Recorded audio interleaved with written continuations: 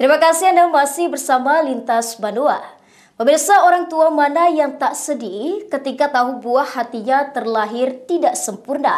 Hal inilah yang dialami Aan Vindari saat anak ketiganya mengalami kelainan pada bagian kepala atau Prever syndrome, padahal kedua anak sebelumnya lahir normal atau sempurna tanpa ada cacat apapun. Aan Vindari tidak pernah menyangka bahwa anak ketiganya mengalami kelainan pada bagian kepala dibandingkan dua kakaknya yang lahir normal atau sempurna tanpa ada cacat apapun.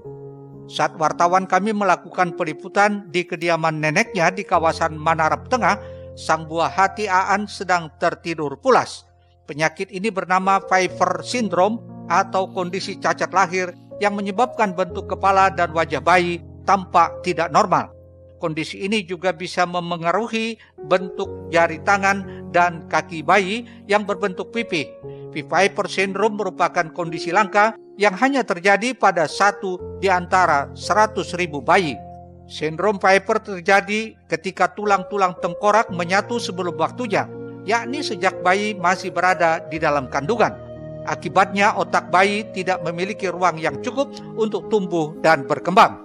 Sindrom Prever disebabkan oleh mutasi pada 1 dari 2 gen yang berperan dalam pembentukan tulang janin dalam kandungan. Kondisi ini bisa terjadi karena faktor keturunan dari orang tua atau karena adanya mutasi baru pada gen tersebut. Alhasil wajah putrinya yang bernama Zakia berusia 1 bulan lebih ini berbentuk seperti daun semanggi dengan bagian atas kecil dan membesar di bagian rahang. Hal ini karena tulang-tulang kepala dan wajah telah menyatu lebih cepat dari yang seharusnya. Juga mata menonjol seperti akan keluar dari kelopak. Warga Batu Licin yang kini merawat anaknya di tempat orang tuanya di kawasan Manarap tersebut, usai melahirkan di rumah sakit swasta di Kabupaten Banjar, sudah mengetahui sejak kandungan di usia 5 bulan saat memeriksakan kandungannya. Yang terlihat bentuk kepala tidak bulat sempurna hingga melahirkan. Sedih rasanya, kayak nggak nyangka aja karena kan anak-anak sebelumnya sehat, alhamdulillah sempurna, ibaratnya nggak ada cacat fisik sama sekali. Terus tahu diagnosa dokter seperti itu kayak hancur hati. Hancur. Iya, nangis terus tiap hari, tapi alhamdulillah sama suami dan keluarga dikuatkan, disuruh sabar, disuruh ikhlas, alhamdulillah bisa melewati. Dan sekarang sudah mulai bisa menerima. Untuk sementara ini kita masih mengikuti arahan dari dokter. Jadi dalam waktu dekat ini kita akan bawa ke Rumah Sakit Ansari Saleh untuk pemeriksaan seperti CT scan dan pemeriksaan laboratorium lainnya. Persiapan untuk ini sih, untuk di pesawat nanti saat perjalanan ke Surabaya. Ya semoga dipermudah prosesnya karena kan untuk operasinya pun nggak cukup sekali 2 kali. Dokter juga sudah kasih tahu bahwa operasinya itu bisa sampai 4-6 kali bertahap gitu, butuh waktu yang lama. Semoga dipermudah aja sih dan diberikan hasil yang sesuai dengan harapan kita. Penyakit langka ini bahkan sudah memasuki fase 2 dan telah dikonsultasikan ke berbagai dokter dan direncanakan akan dibawa ke Surabaya untuk penanganan lebih lanjut sesuai rujukan dari Rumah Sakit Ansari Saleh yang turut membantu percepatan BPJS karena memerlukan tindakan operasi berkali-kali yang membutuhkan biaya cukup besar. Eko Anggoro, Banjar TV.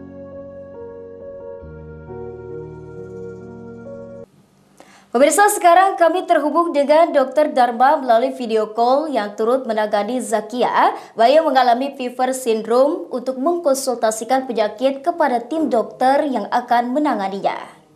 Kasus ini itu kan sindrom namanya ya, sindrom Prever. Jadi sindrom itu kumpulan dari beberapa kelainan bawaan. Jadi tidak berdiri tunggal sendiri. Penanganannya dalam tahapan ini memang kita dalam tahap diskusi untuk diagnostik. Jadi kita mendiagnostik karena dari saya sudah ketemu diagnosanya, tetapi berdasarkan ingin melihat apakah ada hidrosefalus atau tidak. Nanti ada lagi pemeriksaan kromosom atau apa. Jadi tahap-tahap awal, tahap pemeriksaan untuk diagnostik ini. Jadi gitu. Baik dokter, mungkin apa faktor yang menyebabkan terjadinya Viper syndrome ini?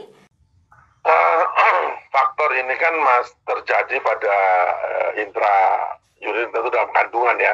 Kelainan-kelainan bawaan begini biasanya terganggu pada kehamilan trimester pertama. Jadi 3 bulan pertama itu biasanya ada gangguan. Ya gangguannya bisa macam-macam, penyebabnya bisa toksoplasma ya, bisa virus, atau bisa apa. Memang jarang kelainan ini. Selama saya jadi dokter spesialis bedah plastik, baru ini saya mendapat kasus ini, kasus Viper syndrome ini. Jadi sangat jarang. Jadi yang jelas pertumbuhan tulang itu dipengaruhi oleh sesuatu termasuk kromosom atau genetik pada 3 minggu kehamilan, 3 bulan pertama kehamilan. Baik dokter, untuk selanjutnya kami ingin menanyakan kapan bisa diambil tindakan mengingat usia bayi masih 1 bulan lebih seperti saat ini dokter?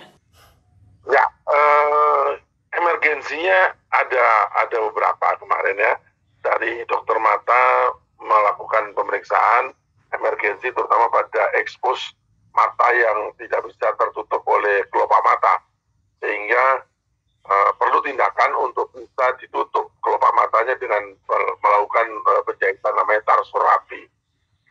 Kedua, yaitu yang perlu dipikirkan lagi yang urgent menurut kita yaitu pernapasannya.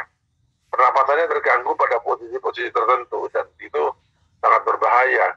Nanti kemungkinan kalaupun ada tindakan emergensi, mungkin kita akan melakukan bypass nafas atau apa sehingga dia tidak tersumbat pernapasannya. Itu yang bikin kita diskusi panjang, bisa dilakukan di sini atau tidak. Nah, ini yang menjadi persoalan.